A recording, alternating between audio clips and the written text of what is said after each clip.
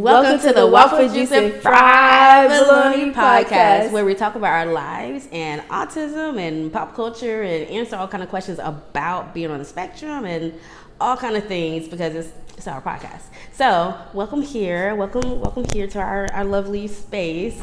Isabella, what are we going to be talking about today? Well, we are going to pick off where we left off in the podcast, where we were answering some questions that we made. So we left off around 6 or 7. I'm pretty sure it was 7. And well, before we even get into that, let's talk about what happened today. Today, the hurricane. July 6, 2024. Yeah. Let's talk about it. And it's not even just the hurricane. Mainly little brother, Joey. So do you want to? No, go ahead. Okay. So how do I say this? Just spit it out. Talk to the people like you're talking to. Okay. So we are practicing. Okay. And this is great skills, communication skills that you're gonna need, ma'am, in real life. So we're not gonna erase this. Let's go, because parents can see how I help my kids, and maybe I'm not saying I'm perfect, but maybe they can see what not to do, and maybe they can see what to do. So go ahead, do it again. So it's your people on the other side, okay? Yes. Okay. So basically, my little brother has been really fascinated with like the rain and stuff. He will always like say, "Oh yeah, it's gonna rain. It's about to rain. Watch out! It's about to rain. It's about to storm." Everyone get ready just for the rain. Like, hurry up, like a storm is coming. But he will always mainly just say, "Oh my goodness, it's about to rain." Or, "Oh my goodness, it's raining." And it wasn't raining. We just thought, oh, it's his new fascination. Yeah, and like even in the first podcast, we were talking about how like he was sitting in between. No, he was sitting on the. He's sitting on that side. He's on the side of me. Okay. Yeah, he was sitting on the side of me, and he was grabbing my face, and he was like, "Tell the people it's gonna rain." So I'm telling y'all. And I would do that, but like, it's because of course we're trying to include him too. So he's been, like she said, fascinated about this whole rain thing, and he's never fascinated about rain like this unless like before in the past, if it rained, we all go outside, we go playing outside. I have a lot of video clips from us playing outside in the rain. It's just kind of our thing. Like, we think the rain is good. We love the way that the rain not just feels physically, but how it feels like emotionally. You can speak for yourself. I'm trying to like, it feels good mentally, emotionally, spiritually. It just feels soothing, to hear it, to feel it, to be out playing. Like, it's a moment, it's a vibe. I don't know why people are like scared of the rain. Like, it's like if the kids want to go outside and play in the rain, most parents are like, no, don't do it.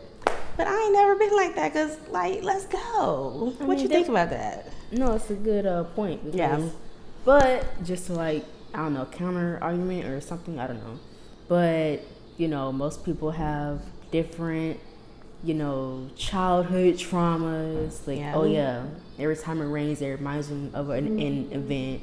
They probably don't want their child replicating their past or events, so they don't want them going outside. You went deep. Sorry, I didn't mean to. No, it's all good. It's all good. You went deep. But yeah, or it could be like just trauma. Just be like, oh yeah, I don't want you going out in the rain. Yeah. It's gonna stink in my house. It's gonna smell like outside. Yeah, and I know there's also like this. I don't know if it's called a taboo or whatever, but a lot of people are like afraid of their child getting struck by lightning or something.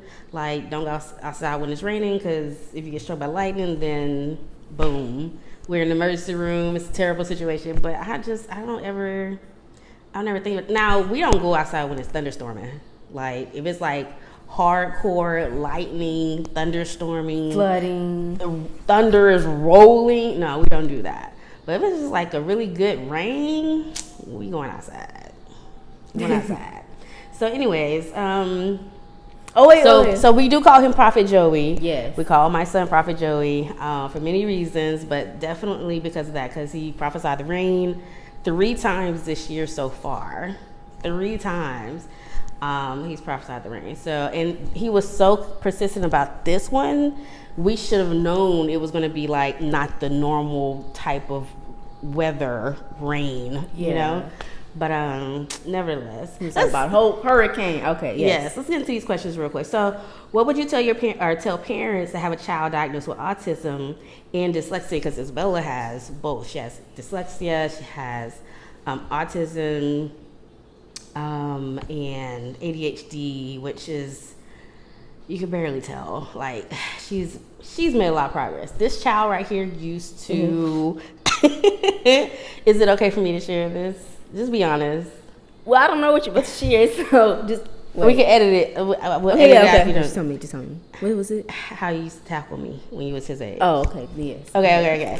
So when she was younger, one of the things that she didn't understand was that she could physically hurt me by coming and tackling me to give me a hug. Like she would. Yeah, it was. She would literally launch at me to give me a hug. So it's like you don't fuss, you don't scream, you don't cry, you know, you don't do discipline, but you just kind of correct the behavior, right? I know you want to hug me. Thank you for the hug. It is so sweet. I don't ever want you to change, but if you tackle me like this, it hurt. Like she used to genuinely hurt me, but it didn't take a long time for you to like learn how not to do that though. You learn how to just give a hug. Now I gotta beg for a hug. Like, yeah. Now I gotta beg for a hug. So, but nevertheless, yeah. So go ahead. Your turn. Well, do you want me to answer first, or you want to answer? Oh, since I'm already talking. Let me go first. Okay, go ahead. All right, I have my. She got her phone. My notes. She got her answers with her this time. She got her notes. Okay. So, I would tell them that they are very strong and are making great. Prophetic. I told you, Prophet Joey. He said she got her notes, bro. Wait, she got her nose. He proud of her. He was proud of big sister. Okay. That was so spot on. He has his headphones on. He ain't paying no attention to us. He ain't paying no attention, but he felt in his spirit. Let me do a quick clap for the big sis. Okay, go ahead. Thank you. Okay. So I would tell them that they are very strong and are making great sacrifices for their child or children.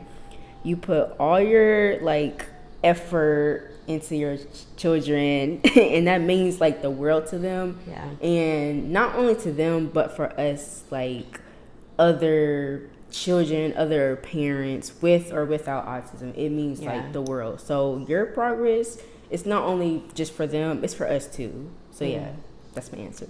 Yeah, that's pretty good. That's perfect. It's a perfect answer. Why do you think parents need to know that though? Need to know that? Mm-hmm.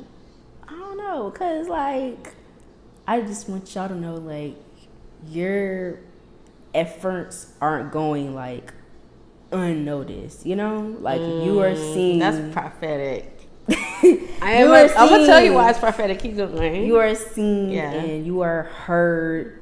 You aren't just I'm just the only parent in the world that's dealing with this specific situation. No, you're not. You're not. Trust me. Beyond that. You're beyond that. So you are heard, you are seen, and we appreciate your efforts. Yes, that is that. That is deep. So let me show you why it's prophetic. Those exact words. Wait, where is it at? Here we go. Those exact words. Okay, so I gotta give you the situation first. So I ordered groceries. I ordered groceries last night, but they delivered them early this morning, right? So I use H-E-B, Favor, or whatever. I use H-E-B, but Favor delivers the groceries. Well, anyone who knows anything about where we stay, people who know us for real, they know that our apartments is built like a fortress. You cannot get in. It is. You cannot get in. You have to have a key fob, and with the key fob, you gotta have a regular key, and with the regular key, you gotta have a little 4-digit code, and with the 4-digit code, you gotta know how to knock on the door right, and just all these little fancy stuff that you gotta do to be able to get inside our apartment. So The thing is, when Favor comes, there's a 50% chance that they're not going to be able to get in. Number one. Number two, I've had some Favor drivers say that they delivered, didn't deliver, just left with the groceries. I remember that. Or they'll leave the groceries out in front of the leasing office because they can't figure out how to get in. It's a whole thing. But today's delivery driver, he came. I ordered groceries very early. I normally don't order this early, but I did early because of the hurricane. I knew people was going to be like trying to buy stuff and stock up or whatever. So I made our order super early in the morning. So I think I had like the very first 8 a.m. slot or whatever. So I'm still asleep. But he's like, after I wake up, he's texting, he's called and all that. Well, fast forward, I hear a knock on the door. That's what really woke me up. It was about 8:20ish, almost 8:30ish. Knock on the door. It was a loud knock, and I was like, "Who is that?" And immediately I'm like, "Oh, it's the Favor driver, like the delivery guy." And so I hurry up. I get up. I go get the groceries from the front door, and I'm like still half asleep, but all of a sudden I hear this guy say, excuse me, and I kind of felt like it could have been the driver, but and he's like, he's angry, he is peed, he is absolutely pissed, he's sweating, he's red. I ordered water. Oh yeah. No, I understand. I ordered a pack of water and some other stuff, but that pack of water, baby, listen, if you don't know how to get to our apartments, you are fighting for your life trying to get that water to my apartment, okay? So anyway, so he was hot, baby. He was hot. He was literally physically hot. Like he was red, sweating bullets, like, because it was hot earlier. Ooh. And so he's like, ma'am, and you could tell he's trying to be nice, but he's pissed at the same time. He was like, ma'am, it took me almost 30 minutes just to, get here. I need you to fix the instructions because you can't just go to the left. And so I was just like, I could tell, but I was like, again, I'm still half asleep, but I'm still chill and cool because I didn't want to try to calm him down because I didn't want him to feel like I was patronizing him. Like, be angry, show whatever feelings, emotions that you want to show or need to show in this moment. And so all I said, okay, and thank you. And I just kind of closed the door or whatever. And as soon as that happened, he sent this text at 8:29 today. He said, please change the instructions for the next driver. We are paid by the delivery. I spent 30 minutes exactly trying to get into your building and finding your apartment. God bless, with the hands, the white. He had white hand emojis up. And what did I say? Oh, your hard work isn't unnoticed. Thank you. You literally just said that. Prophetess Isabella. Prophetess in the making. But anyway, so I'm sorry. I didn't mean to interrupt you. I had to tell that story because I was like, every time something like that happens, I always want to confirm with you when there's like a knock, like Papa says. Like, there's a knock. Oh, there's a confirmation.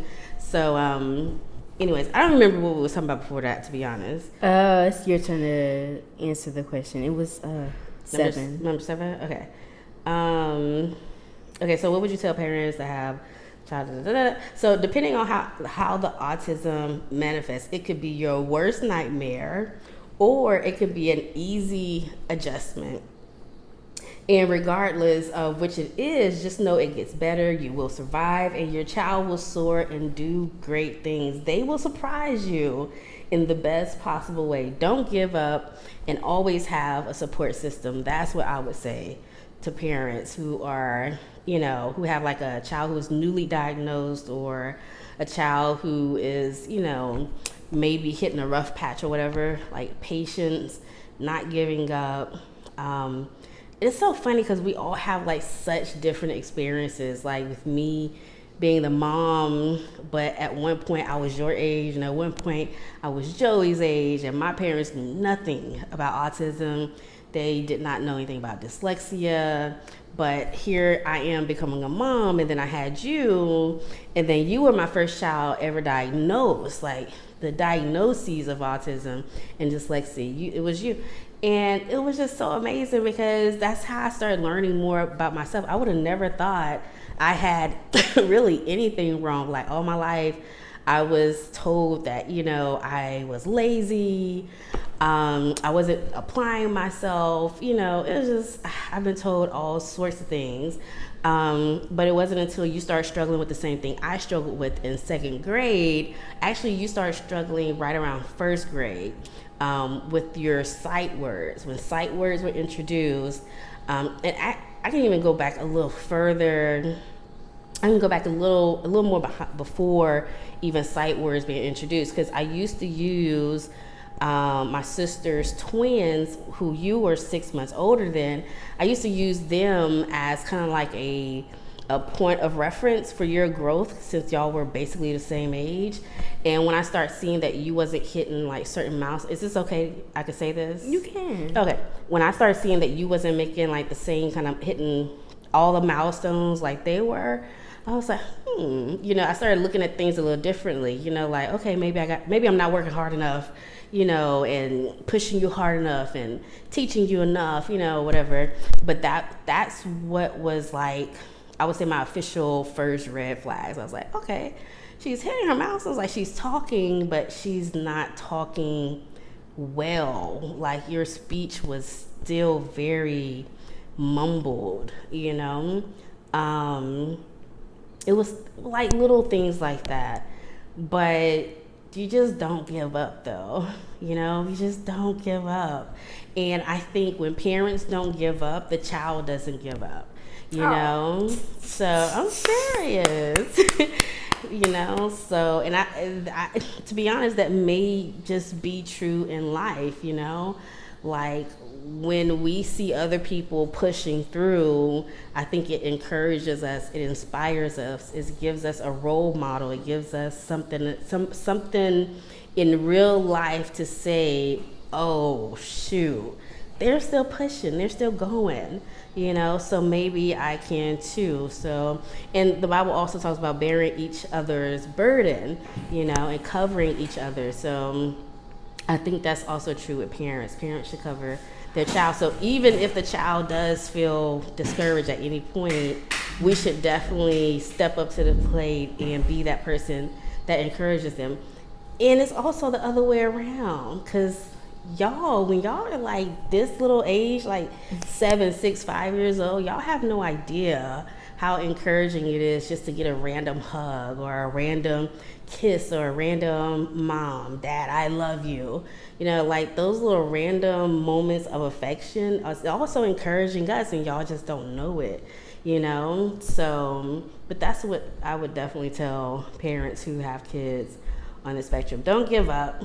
Don't give up, because we have all three phases right here, okay? Oh, we have the 7-year-old phase, who we are working like crazy with to help him make progress. And we have the one right here who just graduated high school, never flunked, never was held back. She did homeschool. She was an A and B student, like some C's here and there, but she graduated with honor roll, B honor roll. So, like, listen, don't give up on your kids. Do not keep going, trust God, trust yourself, and never stop. Don't fold. But anyways, all right.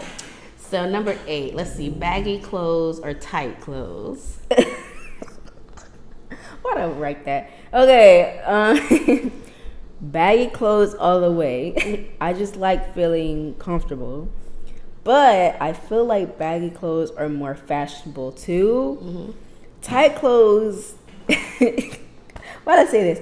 Tight clothes feel like they are trapping you inside, and I don't like that. That's interesting. That's so interesting. Okay, so my answer was very simple. Mine was simple. Tight.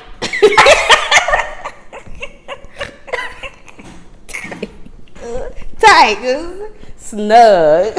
You ain't just snort, did you? I did. Tight, because I can sense my body better when clothes are fitted. So like if I'm just like out and about or whatever, I don't mind. Actually right now I'm hoodie all day. Like I'm hoodie at home, hoodie at church, hoodie in the hood. Like, I don't go to the hood, but you know, I'm just hoodie in the community, just in life, period. But when it comes to like before this past year and a half, which is kind of the exception to my life, I would type just because I.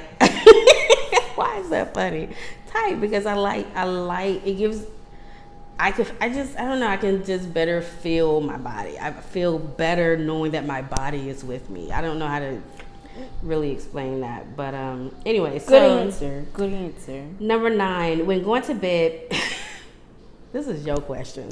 Let me just warn you. These are your questions. When going to bed, PJs or no PJs? Your answer. Okay. It really depends on what kind of mood I'm in. Is it hot? Is it cold? Yeah. If it's hot, then yeah, I'm free balling. Mm-hmm. But if it's cold, then yeah, I'm gonna wrap up. Yeah. Well, we got pretty much the same answers. My answer is naked. Oh, fuck. Straight up, just cheeks. It's cheeks for days. Like, give me cheeks. As a matter of fact, if it's cold, I actually prefer it to be cold and I snuggle, but still cheeks all day. You know, and if it's hot, it's definitely gonna be cheeks. Like, just cheeks all day. So now this can't be for me. You got to tell the story because you was trying to tell me about it the other day. You was like, no. Okay, so number 10 is the librarian on Instagram who was with autism kids, and you said, I don't like meeting people with autism. I remember me responding to the post, but you got to tell me about the story. Okay, I kind of wrote it down, but like it's kind of okay. So So, if you are wondering what exactly I mean, I'm referring to the librarian you showed me a while back. Yeah. Who you said got into a controversy and had to apologize because he made a video with kids who had autism. Yeah. And you were like, oh my gosh, that's so stupid that he got in a controversy. Yeah. And you made a comment on Instagram saying, I don't like meeting people and I don't like meeting people with autism. Yes. And I was like, 8 o'clock. So I don't know, I was just kind of referring to that. So going back on that, can you tell them like the experience, like how you felt watching that video, like before he apologized, you watched the video, like just like, because I already know the story, I want you to tell them. I don't know if I know. Yeah, I don't know if I can tell it the best way right now, only because it's been a while, and I only kind of I don't vividly remember everything, but I do vividly remember the emotion attached to it because it pisses me off just thinking about even when you just said he had to apologize, like for what? Okay. So basically there's this really sweet librarian on Instagram. I don't know how he got in my algorithm, but let me do this. I'm going to describe him. He's light-skinned black guy, huge afro, has like a really sweet voice, very sweet personality. And so he was talking about how, or his whole page is basically about the librarian, how he's a librarian. Now people come in and, talk with him or whatever. And this one particular video, he was sharing how these kids with autism came in or whatever. And I can't remember exactly what he said or how he described something that happened or part of the conversation. It wasn't anything bad though. It was just him expressing, and he came back and I don't even think I've seen what the comment was to him that made him do an apology video. But nevertheless, he made another post after that apologizing for the autism video that he made. And I just think because I'm a fighter, I am a fighter. God knows I am. And I cannot stand people to be mean or nasty or evil to other people who are obviously kind and sweet and thoughtful and just are good humans. Like some people are just the exception. Like there was a thing back in our day, and because I am middle-aged, there's a thing back in our day where you just knew who to respect. You just knew who not to catch an attitude with. You just knew who not to be mean to. But then you also kind of just knew, oh, she's definitely a a-hole. So let me give them all kind of attitude. Let me check them. Let me put them in their place. But then there's just some people you could just feel their spirit. You could hear who they are. And like, I don't know. I just think social media it's just not the best place. And my expectations sometimes are just too high for social media.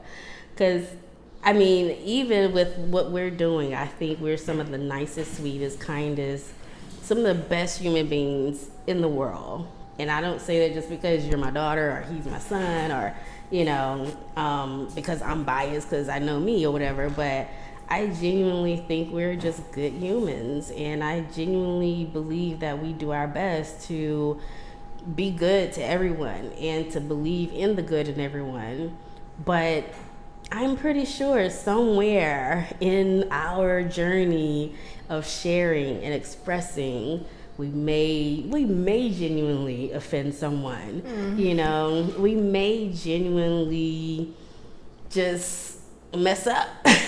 But then there may be times where we're not doing anything wrong at all, and there's going to be a comment from some troll, somebody I really had some real bad descriptive words, but I'm going to keep it to myself, who is just using their thumbs to say stuff just because. And it could be someone who is a child. It could be someone who is just downright evil and they just like, oh, they're too happy. Let me just try to mess that up, because it happens. And it was just one of those things I cannot stand. And that's that kind of ties into who I've always been as a child with my own parents, because I always felt like fighting, like, you do not disrespect my dad, number one, and you do not disrespect my mom. Like, I was not the perfect child. I had my moments, and once I better understood love and I better understood compassion and I better understood family and what that meant, I was like, wait, if I fudged up, nah, okay, nobody, like, and you not even kin to us, you better treat my parents like freaking gold, like king and queen Alexander, so I just couldn't stand it. I still can't stand people being mean to other really kind, or people who are seen as less fortunate, or people who are seen as not the in crowd. Like, in a party, that's who I'm attracted to. I'm attracted to the group of people who are not being spoken to, because I know what that's like, to be in a whole crowd, and because I'm feeling so trapped inside and so nervous and the anxiety and just, that's the other thing. Can we talk about that just real quick? I don't know if that's on our questions. I can't remember, but it's okay. Keep going.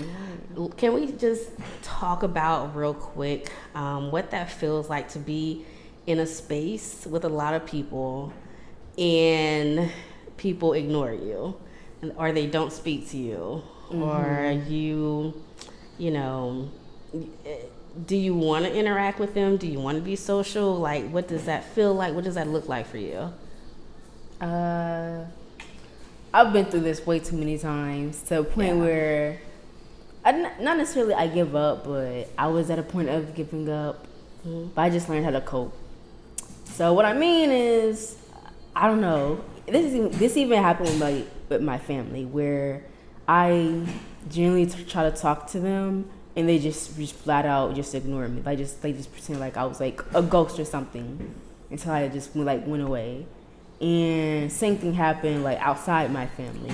I'm not talking about y'all, by the way. I'm talking about other people, but I'm not about to mention names. But like when I like outside my family, where other people, teachers included, tutors, other students, other peers, where I just talk to them. Like, I try to actually, like, I'm like, hi, hello. Be social. Be nice, the one moment, the one time I actually choose to, you know, be social and actually muster up the courage to like do something social, just say hi. And they look at me and they look, like, no, specifically, they look at me up and down. It'd be like real quick, like, yeah. And they just don't talk to me, like straight up. Like teachers do that. And I was so shocked, like, how can adults be this to like kids? Like, I mean, how can adults do that, period? Like, you know, you're like mature. Like, specifically to a child or a teenager. Like, you don't know what I'm about to even ask. Like, can I just, like, get your attention for a second? And why do you think they did that? I don't know, but here's the thing. I don't want to know because it's obviously not my business. And I don't want to be caught up in trying to figure out why people see me the way they're... Okay, I love it. Keep going. Like, I already tried that mess. Like, at some point, I literally, and it's going to sound so weird, but I'm going to say it. At some point, I think I was, like, in elementary, because I think I had it bad in elementary to, like, middle school, where I try to talk to people, like, for real talk, and I'm always, like, quiet. I don't really talk, like, whatever. But, like moments where I actually do try to, like, force a conversation for myself, or not force a conversation, like, hey, keep talking to me. Like, no, like, force a hi out. That's it. Yeah. Like, simple stuff like that. So, getting to that point was really hard. I still managed to do it. But every time, like, every time I did do it, I don't know how I attract these people. Like, when I say hi, they're like, what are you? Like, are you human? Like, what? Like, I'm not talking about... That's how it makes you feel? Yes, like, wait. Like you're not human? Yeah, like, why are you trying to talk to me? You don't have the right to talk to me. Like, they, like, and it's so shocking because, like, I'm getting flashbacks. And it's like, I don't get it. Like, I genuinely don't get it. Like, oh, I don't want to talk right now. It's that simple. It's that easy. Like, oh, I'm sorry, I don't want to talk right now. Just, that's it. They will literally stare at you and be like, and then they just stay quiet. Oh, it's even worse if they have, like, a group of friends or something, and you're actually, like, trying to talk to them and, like, get their attention. And I remember I was, like, in a group. I don't know what. I was in, like, a group, it's, like, in the library, and I was trying to, like, talk to this girl because, like, literally I just need, like, a pencil or something. So I'm like, hi, excuse me. She's not talking to anyone. Her friends aren't talking. I was like, hi, excuse me. And so I just tapped her on the shoulder, like, and she just looked up at me, and she's like, what do you need? I was like, oh, can I, like, borrow a pencil? And she just looked at me, like, real quick. That, I don't know why they do this. They just, like, and then she, like, started giggling with her friends. Like, what's so funny? Like, anyways, but it's just stuff like that. Like, I don't, like, I used to get so caught up in my head, like, I like skipped over it.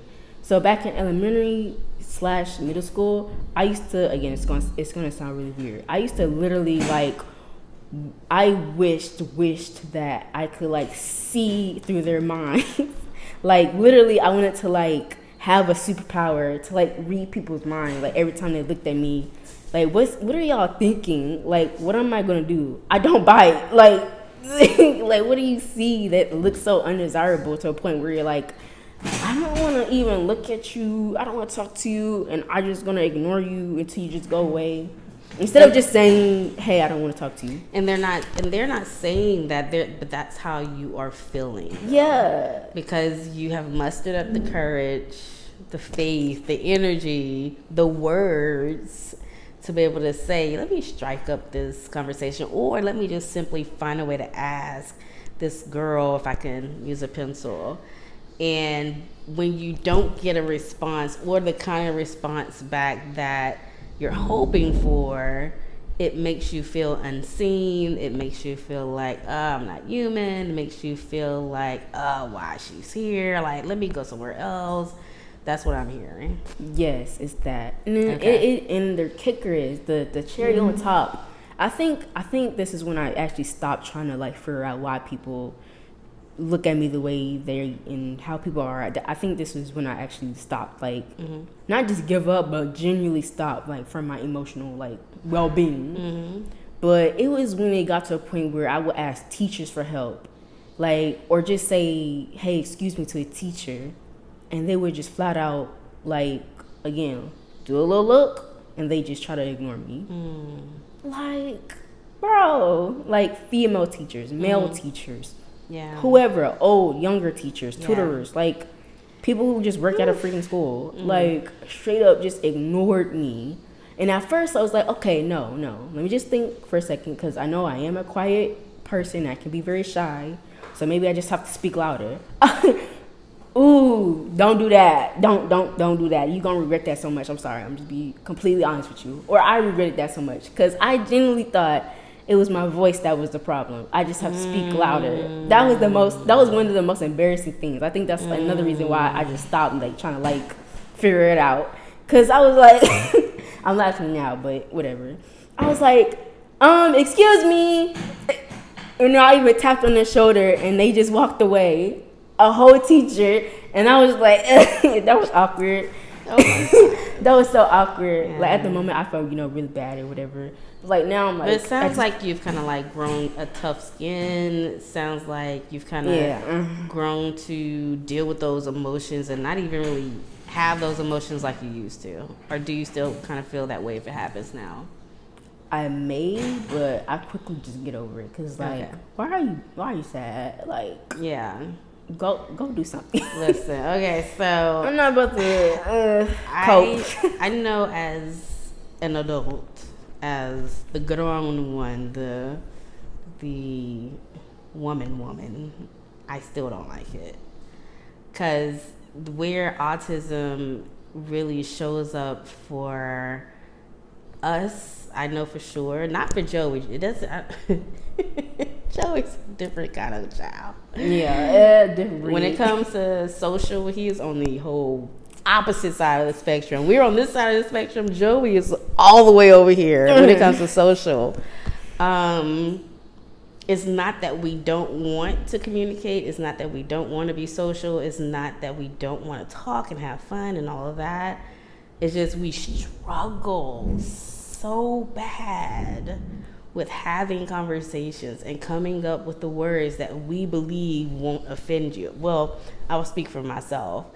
I struggle, even as an adult, trying to make sure, like, with people, especially neurotypical people, there's so many landmines in conversations. Like, I'm sorry. You can't say that. And when I say people, I'm talking about the cancel people, the cancel culture and all that. Ugh. No. But even before that, though, like, people just in general, there's so many landmines in conversations because people are so easily offended by things that just in my mind, why would you be offended, or why would that make you feel a way? I learned throughout these past years, and the older I've gotten, people don't really like honesty. Like, they want honesty on their time. Like, I always say to people, people who are really my friends, they know not to call me, not to ask me for no advice unless they want the real guide, forsake all else type of truth, because I'm not a mean person. Like, and one thing Papa told me, I don't know if it was earlier this year or the end of last year. I think it was sometime last year. Papa was just like, you gotta, like, just learn. He told this to me in WhatsApp. He was like, in a voice note, he's like, you just gotta know, like, who you are, and stand on that. Stand on business. Stand on business. Just one thing, just to clarify. Again, Papa is our apostle. Girl. From church. They should have learned that from the first episode. Did you watch the first episode? If you watched the first episode, she wouldn't be explaining herself. But I know we're gonna have a new, like, viewers and whatnot. Just I ain't gonna do it. Like, Watch that. Go to episode 1 and come back here. I don't even know the full thing, but like that's it. But yeah, so and I just sometimes you just have to remind yourself that although I could be in a crowd and normally people love me. Normally people love me. Normally business people, oh my God, they always love me. The elite always love me. They always love me because I'm very black and white. Like I shoot from the hip. I don't do the fluff. Although I know how to, or at least in my mind, I think I know how to kind of navigate conversations. If you are sensitive, I do my best to try to pick that up and try to do my best to not, or to give you what you need to hear, but not in a way where it's not palatable. But because it takes so much work to have that conversation, just to do that, like that's why I'm like, ugh.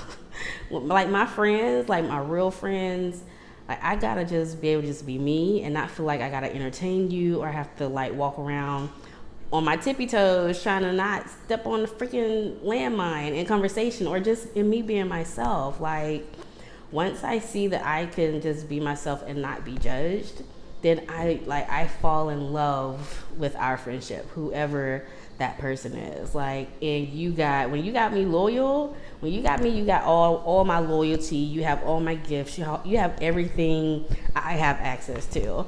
You know, you have the full Robin, you know.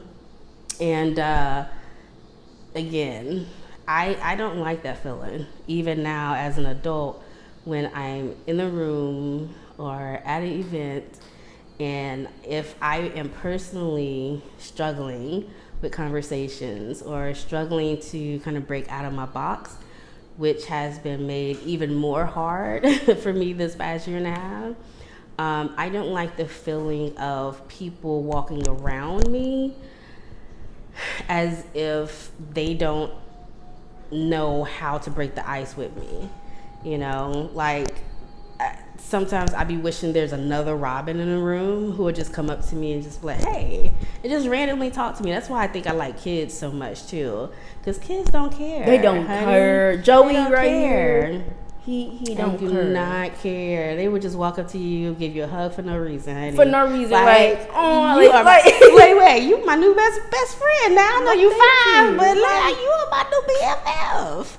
So, but adults, especially neurotypical people, they're just not like that. And I am so that person, because if I am in a room and I see someone is not being spoken to and everybody else is having like a blast, I have always for my entire life, I've always made my way to that person. Like, you gonna turn up. As a matter of fact, you are my project for the night. If I don't get a smile on your face, and you know I used to drink, if I don't get a smile on your face and a drink in your hand, honey, you gonna have fun tonight.